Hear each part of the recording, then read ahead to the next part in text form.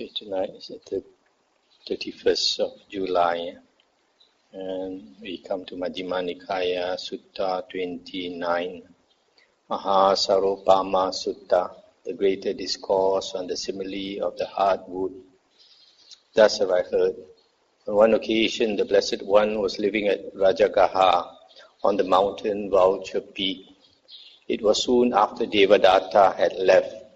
There, referring to Devadatta, the Blessed One addressed the monks thus: Monks, here some clansman goes forth out of faith from the home life into homelessness. Considering I am a victim of birth, aging and death, of sorrow, lamentation, pain, grief and despair. I am a victim of suffering, a prey to suffering. Surely an ending of this whole mass of suffering can be known. When he has gone forth thus, he acquires gain, honor and renown. He is pleased with that gain, honor and renown, and his intention is fulfilled. On account of it, he lauds himself and disparages others thus: I have gain, honor and renown, but these other monks are unknown, of no account.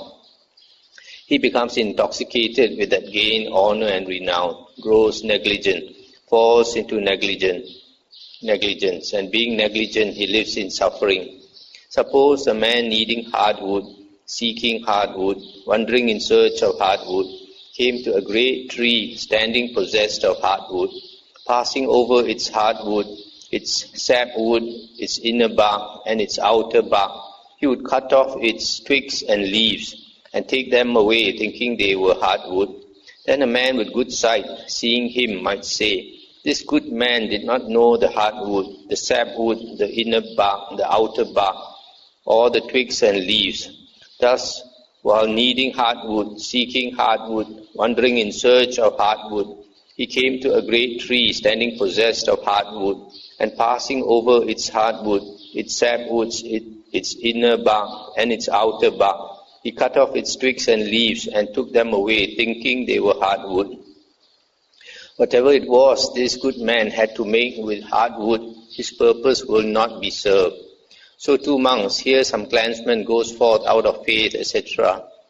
And when he has gone forth, he acquires gain, honor and renown, and he is pleased with that gain, honor and renown, etc. This monk is called one who has taken the twigs and leaves of the holy life and stopped short with that. Stop here for a moment. So here the Buddha initially referred to Devadatta. Devadatta is one of his disciples who, because of fame, became egoistic and wanted to take the Buddha's place as leader of the Sangha. And because of his ambition, which the Buddha rejected, he planned to kill the Buddha. After that, he created a schism of the Sangha, split the Sangha, and for which he had to go to hell. So this gain, honor and renown, the Buddha compares with the twigs and leaves of a huge, great tree having possessed of hardwood, but somebody not realizing where the hardwood is takes away the twigs and leaves which are utterly useless. So the Buddha is saying that gain, honor and renown is compared to twigs and leaves of that huge tree, not important at all. Then the Buddha continues, here monks, some clansman goes forth out of faith from the home life into homelessness, considering I am a victim of birth, aging and death, of sorrow, lamentation, pain, grief and despair, a victim of suffering, etc. And then when he has gone forth thus, he acquires gain, honor and renown. And then he is not pleased with that. He does not become intoxicated with that gain, honor and renown. He is diligent and achieves the attainment of virtue. He is pleased with the attainment of virtue and his intention is fulfilled. On account of it, he lauds himself and disparages others thus: I am virtuous, of good character, but these other monks are immoral, of evil character. He becomes intoxicated with the attainment of virtue, grows negligent, falls into negligence, and being negligent, he lives in suffering. Suppose a man needing hardwood, seeking hardwood, wandering in search of heartwood, came to a great tree standing possessed of heartwood. Passing over its heartwood, its sapwood, and its inner bark, he would cut off its outer bark and take it away, thinking it was hardwood. So in the same way, some monk goes forth out of faith from the home life into homelessness, and then he acquires this gain, honor and renown. But after that, he's not content with that. He is diligent and attains virtue. Virtue here means keeping the moral precepts, keeping the Patimokkha rules and the Vinaya rules, etc. So he is content with that. So this monk is called one who has taken the outer bark of the holy life and stopped short with that. Here among some clansmen goes forth out of faith from the home life into homelessness, considering I'm a victim of birth, aging and death, etc. Then after that, he acquires gain, honor and renown. He's not pleased or content with that. Then he's diligent and attains virtue. And then also he's not content with that. He does not grow negligent. Being diligent, he achieves the attainment of concentration. And he's pleased with the attainment of concentration. And his intention is fulfilled.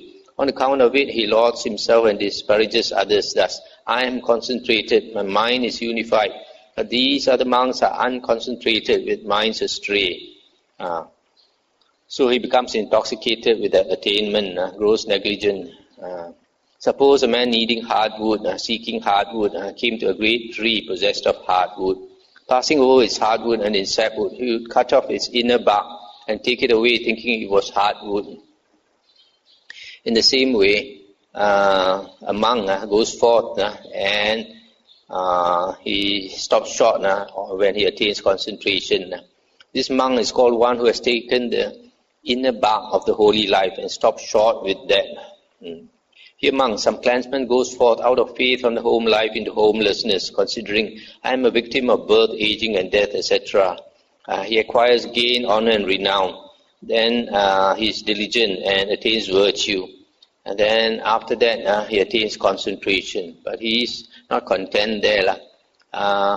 Being diligent, he achieves knowledge and vision. He is pleased with that knowledge and vision, and his intention is fulfilled. On account of it, he lauds himself and disparages others, and becomes negligent, falls into negligence. Suppose a man needing hardwood, seeking hardwood, in the same way came to a great tree possessed of hardwood, and then he passed over his hardwood, I would cut off its sapwood and taking it away, thinking it was hardwood. So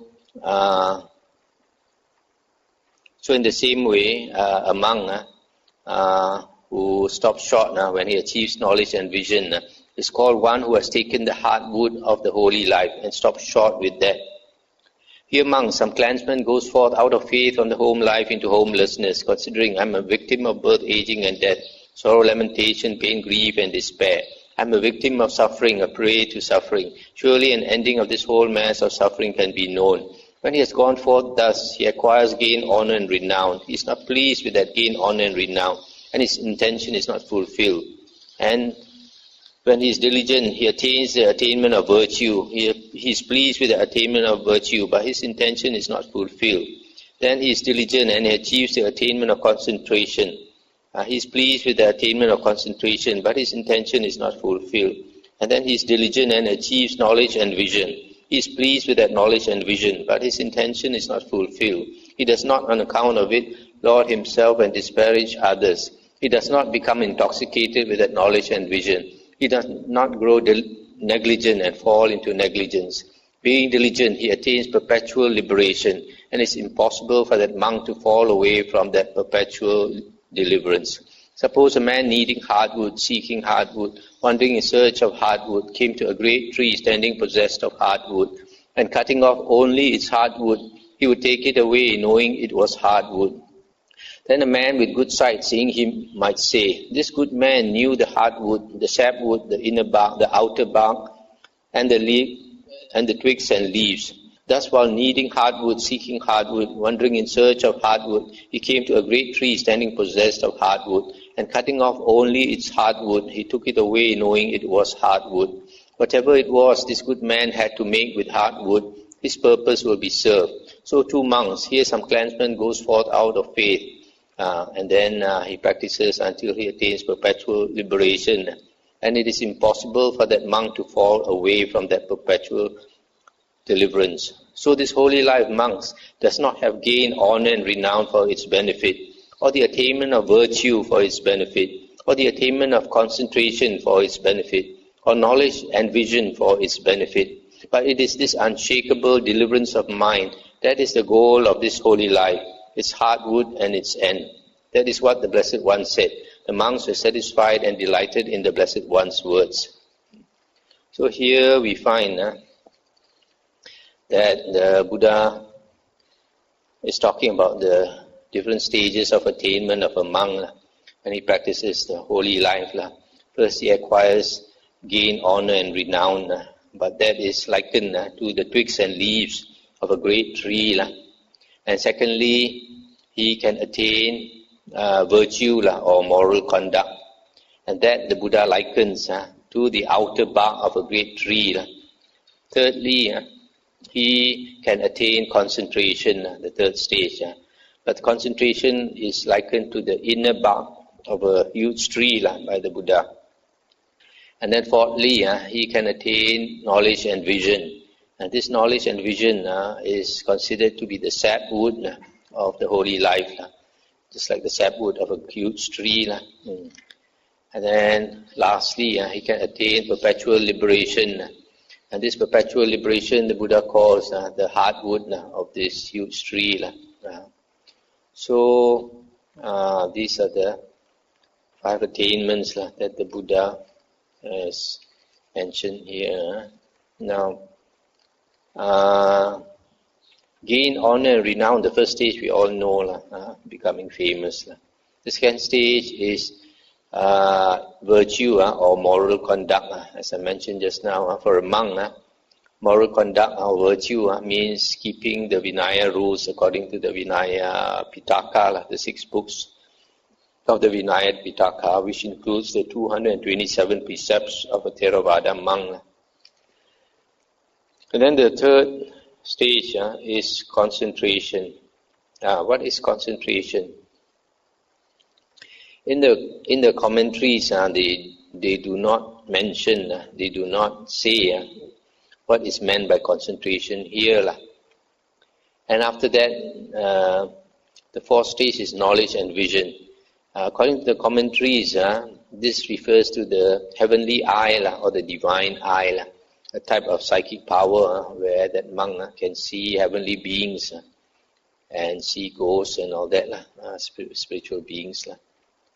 And then lastly, perpetual liberation, according to the commentary, refers to the 4 parts, the 4 fruits and Nibbana. The 4 parts and 4 fruits are the Aryan stages, the 8 Aryan stages. Now, if we compare this sutta with the next sutta is a little similar. And the next sutta, the concentration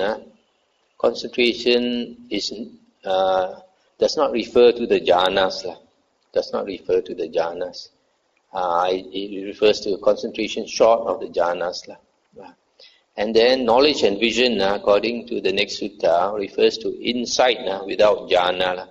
Having some insight without jhana, just like vipassana insight, what is practiced by people doing the vipassana meditation, either the Mahasi method or the Goenka method.